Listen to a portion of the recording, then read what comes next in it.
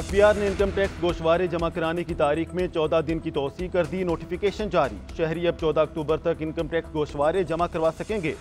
Chairman FBR Rashid Mahmood Langrial की जेर सदारत इजलास में इनकम टैक्स रिटर्न फाइल करने की तारीख में तौसीह का फैसला किया गया।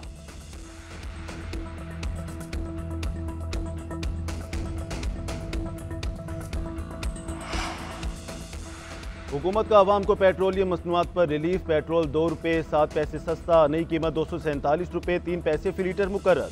डीजल की कीमत में 3 रुपये 40 पैसे कमी। फी लीटर 246 रुपये 29 पैसे का हो गया। मट्टी के तेल की कीमत में भी 3 रुपये 57 पैसे फी लीटर कमी। नई कीमत 154 रुपये 90 पैसे फी लीटर हो गई। पेट्रोलियम मसनूआत की कीमतों का रात 12 बजे से इतलाक हो गया। 1 जुलाई से 1 अक्टूबर 2024 तक पेट्रोल की कीमत में 21 रुपये 23 पैसे फी लीटर कमी हुई। डीजल 18 रुपये 67 पैसे फी लीटर सस्ता किया गया।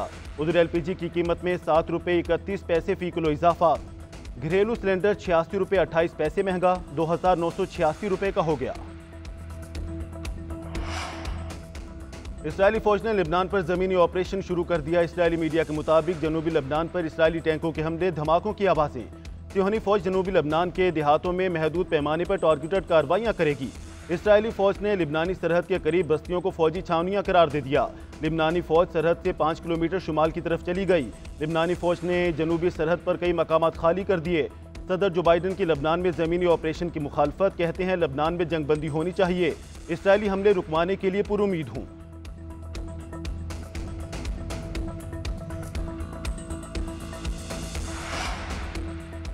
हिजबुल्लाह का पहली बार इसराइल पर नूर बैलिस्टिक मिसाइल से हमला। मिसाइल हमले से बड़े पैमाने पर तबाही की इतलात। नूर बैलिस्टिक मिसाइल तवील फासले तक मार करने की सलाहियत रखता है। हिजबुल्लाह के तर्जुमान ने इसराइल पर नूर मिसाइल हमले की तस्दीक कर दी। मिसाइल हमले से इसराइल में फ़िज़ाई हमले के सायरन बज उठे। हिजबुल्लाह के अबूरी सरबराह नईम कासिम का कहना है, इसराइल के खिलाफ हमारी कार्रवाइयों में इजाफा होगा। सियोनी फौज ने ज़मीनी लड़ाई शुरू की तो हिजबुल्लाह तवील जंग के लिए तैयार है। हसन नसरुल्लाह की शहादत की शक्ल में धचका जरूर लगा, मगर हारे नहीं हैं।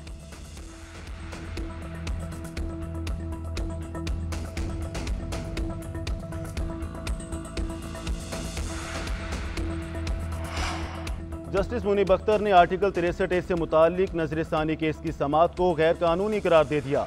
रजिस्ट्रार सुप्रीम कोर्ट के नाम दूसरा खत लिखा। 5 रुकनी बेंच को कैसे 4 रुकनी बेंच में बदला जा सकता है।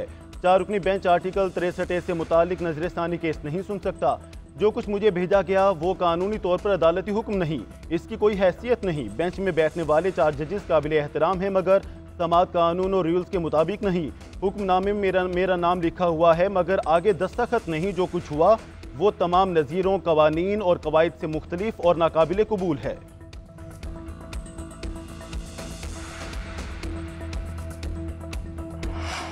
चीफ जस्टिस ने प्रैक्टिस एंड प्रोसीजर कमेटी का इजलास आज तलब कर लिया। इजलास सुबह 9 बजे होगा। चीफ जस्टिस काजी फैजी साहब सदारत करेंगे। आर्टिकल 63A नजरसानी अपीलों पर नए बेंच की तश्कील का मामला ज़ेर गौर आएगा। ज़राए के मुताबिक जस्टिस मुनीब अख्तर के खत के बाद इजलास तलब किया गया। जस्टिस मुनीब अख्तर की जानिब से बेंच में शामिल होने पर रजामंदी जाहिर नहीं की गई। कमेटी इजलास में नए जज के नाम पर गौर करेगी।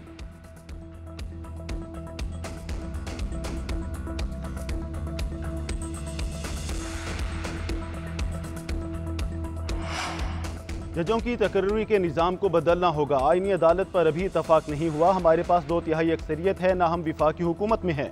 पीपल्स पार्टी के चेयरमैन बिलावल भुट्टो जरदारी का कोयटा में लायर्स फोरम से खिताब।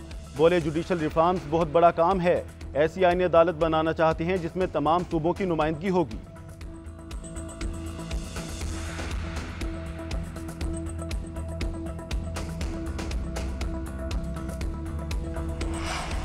पंजाब इलेक्शन ट्राइब्यूनल्स केस में लाहौर हाई कोर्ट का फैसला कलअदम। सुप्रीम कोर्ट ने इलेक्शन कमीशन की अपील मंजूर कर ली। फैसला 5-0 की अक्सरियत से सुनाया गया। किसी जज ने मुखालफत नहीं की। चीफ जस्टिस काजी फायजीसा फैसला पढ़कर सुनाया। फैसले के मुताबिक लाहौर हाई कोर्ट की सिंगल बेंच का फैसला बतौर अदालती नज़ीर भी पेश नहीं किया जा सकता। हाई कोर्ट जज ने चीफ इलेक्शन कमिश्नर और चीफ जस्टिस की मुलाकात ना होना मद्देनजर नहीं रखा। अगर मुलाकात ना होना मद्देनजर रखते तो ऐसा फैसला ना किया जाता। तनाज़ा जब आईनी इदारे से मुतालिक हो तो मुहतात रवैया अपनाना चाहिए। अपील में इस्तदा की गई कि ट्राइब्यूनल्स की तश्कील इलेक्शन कमीशन का इख्तियार है। हाई कोर्ट इलेक्शन कमीशन के इख्तियारात इस्तेमाल नहीं कर सकती।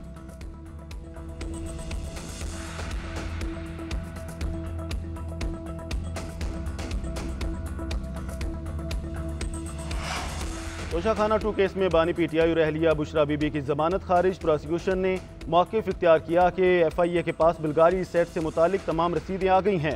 नोटरी पब्लिक की मदद से तमाम रसीदें इंग्लिश में तर्जुमा कराई हैं। इटली के वजारत खारजा पाकिस्तानी सफारतखाने से भी तस्दीक कराई गई। साबिक वज़ीर आज़म और अहलिया के खिलाफ नाकाबिल तरदीद सबूत हैं। वकील सफाई ने मौक़िफ़ इख्तियार किया कि तोशाखाना 2 में पहले केस की तरह है, एक जैसे इल्ज़ामात और एक जैसे गवाह हैं, दूसरा केस नहीं बन सकता। नैब तरामीम बहाली फैसले के बाद इस केस को खत्म होना चाहिए। अदालत ने फर्द जुर्म के लिए 2 अक्टूबर की तारीख दे दी।